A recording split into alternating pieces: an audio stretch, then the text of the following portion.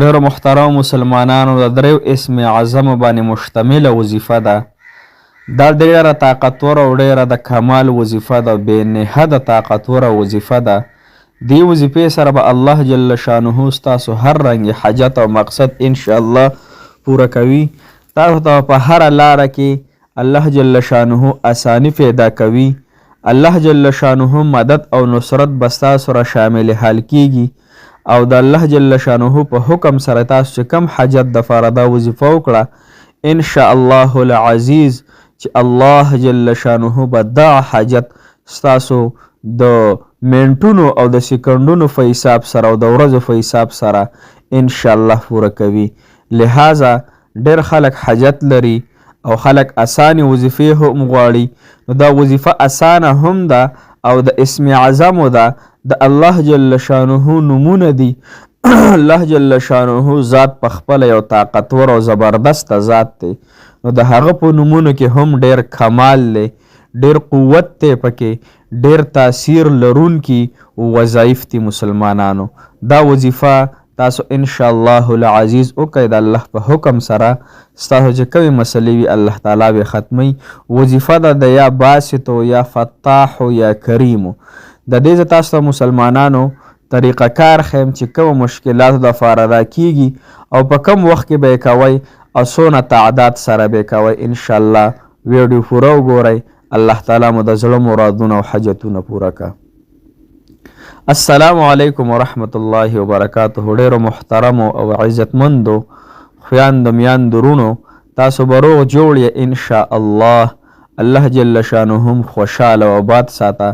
الله تعالی د ستاسو په زړه کې چې کوم شرعي حاجتونه دي، مرادونه دي، الله جل شانه د خپل دربار نه پوره کړي. محترمو او کوم چې مسافر دی الله تعالی د ښکلې زندگی د عافیت او د صحت والا ورکړي. الله تعالی د خپلو کورونو ته په خیر او عافیت سره راوستلی کړي. ډیرو محترم مسلمانانو، نن چې زموږ کومه وظیفه ده دا د الله جل شانه درې نومونه دي، یا باسطو، یا فتاحو، یا کریمو. دا مسلمانانو اکثر په زندګۍ کې داسې مشکلات راشي، په زندګۍ کې داسې موړونه راشي، داسې تکالیف راشي چې انسان په هغې کې گیر شي او د وتو لاره ورته نه میلاویږي. نو د دې وظیفې سره به الله جل شانه تاسو ته لاره هم درکوي او ستاسو مدد او نصرت په هم انشاءالله جل شانه کوي. اوس کو یو انسان دی په پریشانو کې گرفتار دی، د انسان مایوسه شوی دی، د انسان د الله تعالی د در نه مایوسه شوی دی، د انسان د وظایفو نه هم مایوسه شوی دی. چېرې وظایف کار نه کوي. ما ډېرې وظیفې وکړې، اکثر ډېر خلک موږ ته وایي موږ ډېرې وظیفې وکړې خو نه قبلیږي او زموږ زندګي د مشکلاتو نه ډکه ده. زموږ په زندګۍ کې خوشحالي نشته. د کاروبار مسله ده، د نوکرۍ ده، د نکاح مسله ده، نکاح او د محبت، هغه محبت چې د نکاح دپاره وي. نو لہذا قرضونه دي یا دغه رنګې د قسمه قسم پریشانۍ دي، د هغې ټولو د ختمېدو دپاره انشاءالله العزیز دا نو دغه وظیفه د مسلمانانو تاسو ته چې ما څنګه مخکې عرض وکړو. لہذا ځینې خلک داسې مایوسه شوي وي چې هغه کفر ته اوړي په دې خبرو باندې چې یاره الله تعالی زما حاجت نه پوره کوي او الله تعالی زما ضرورت نه پوره کوي. نو انشاءالله دې سره به الله تعالی ستاسو ضرورت او حاجت پوره کړي. خو د لحاظ قابله خبره درته وکړم مسلمانانو، هر کله چې په انسان باندې مصیبت تکلیف راځي د دوو وجو نه راځي. یو هغه وجه ده چې د ګناهونه د انسان کوي، په الله تعالی باندې تکیه لګوي چې الله ډېر رحیم کریم ذات دی، ورسره وظایف هم کوي، ورسره منځونه هم کوي. نو مسلمانانو پریشانۍ اکثر په دغې خلکو باندې راځي د ګناهونو په سبب باندې، یعنی ګناهونو په وجه باندې. دویم نمبر هغه پریشانۍ په خلکو راځي مسلمانانو چې هغه دینداره طبقه وي یا الله جل شانه په هغوی باندې د هغوی د درجاتو د وجې نه چې درجاتو ته الله تعالی اوچت کړي، نو پریشانۍ او غمونه تکلیفونه پرې راځي. لہذا په دې لومبي طریقې باندې تاسو خپه کېدئ، ګناهونه پرېږدوئ او الله جل شانه به تاسو ته ډېره د ښکلې د صحت او د عافیت زندګي او د پریشانو نه پاکه زندګي به راته درکړي. دویمه چې کومه ده مسلمانانو کو تاسو الله تعالی وظایف نه قبلی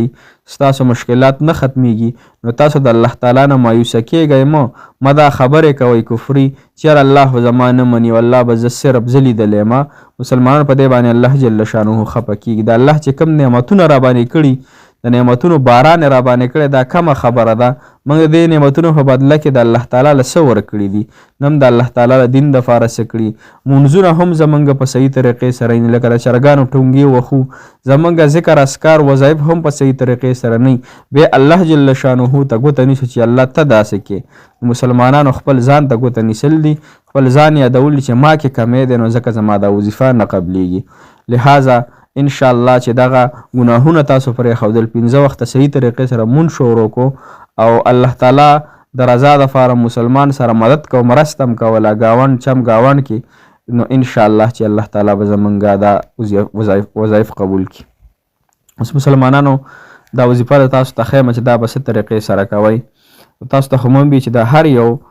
مسایلو دپاره کولی شئ تاسو چې په هره مسله کې ګرفتار یې ان شاء الله الله تعالی به دغه کوي اوس چې کوم دا درې اسم اعظمې دي مسلمانانو یا باسطو یا فتاح یا کریمو نو دې طریقه کار ته ښیمه داسې کار به وکئ چې تاسو به اول دا په کم وخت کې کوئ نو دا خو به تاسو د ماسخوتن د مونځ نه پس کوئ یا د مازدیګر د مونځ نه پس که مازدیګر مونځ نه پس کوئ نو خبرې به چا سره نه کوئ که د ماسخوتن مونځ نه پس کوئ خبرې به چا سره نه کوئ او په داسې کې به یې کوئ او دغه رنګې په مصله باندې به انشاءالله کوئ خبرې پکې هیڅ قسم د چا سره نه کوئ صحیح شوه دویمه خبره ده د مسلمانانو کله چې دا وظیفه شروع کوئ د هغې نه مخکې 2 رکعته صلات حاجت مونځ کې او عام طریقې چې څنګه د نفل کې هغه طریقې سره به د زړه یقین او زړه به صفا کې او پوره توجه سره به 2 رکعته صلات حاجت مونځ کې 2 رکعته صلات حاجت مونځ نه پس به تاسو 21 کرته درود ابراهیمي ووایئ کم چې د مانځه والا درود شریف دی هغه به 21 کرته په تسبیح باندې ووایئ هغې نه پس به مسلمانانو 1000 مرتبه یعنی 1000 وارې به تاسو دغه درې الفاظ ووایئ یا باسطو یا فتاحو یا کریمو په دغه طریقې سره داسې به نه چې یا باسط یا فتاح یا کریم یا باسط یا فتاح یا کریم داسې به مسلمانان نه وایي ښه د الله تعالی نومونه دا چې څومره په محبت سره په عاجزۍ سره او څومره په زړه په درد سره وویلی شي نو الله تعالی د انسان حاجت پوره کوي مخکې 21 کرته درود شریف بیا 1000 وارې دغه درې الفاظ بیا وروسته 21 کرته درود شریف د دې نه پس مسلمانانو بیا به 21 کرته درود شریف ووایي بیا به خپل الله جل شانه ته لاس پورته کړي چې د عرش او فرش مالک الله یا رحیم او کریم الله ستا ذات حقیقي دی ستا صفات حقیقي دي الله زما دا مسله د ته حل کی الله زما دا پریشانی ته ختم کی الله زما دا بیماری ته ختم کی ان شاء الله په زړه سره په درد سره یو دوه اوښ کې هم توی کوي خیر دی زمونږ زړونه دومره سخت شوي دي چې اوښ کا ته نه قدرې بهیږي او کله چې چېرته ګاونډ کې هم مړی وشي نو دومره چغې وهو ځانه ګریوانونه شلو لهذا الله تعالی ته اوښ کې توی کول پکار دي دې وظیفې سره ان شاء الله او که د سحر د مونځ نفس یې وایې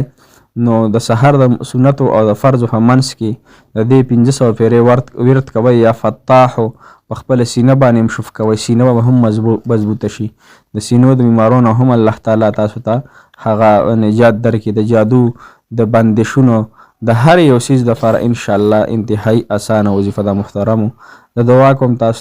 تاسو ما دعاګانې کړه الله تعالی ستاسو حاجات پوره کړي الله تعالی د ټولو مؤمنانو مسلمانانو حاجات پوره کړي څومره مسلمانان وفات شوي دي الله تعالی د قبرونو د نور نه ډک کړي او الله جل شانه د هغوی د ښکلې زندګي د برزخي ور نصیب کړي جزاک الله خیر احسن الجزا فی الدنیا والآخره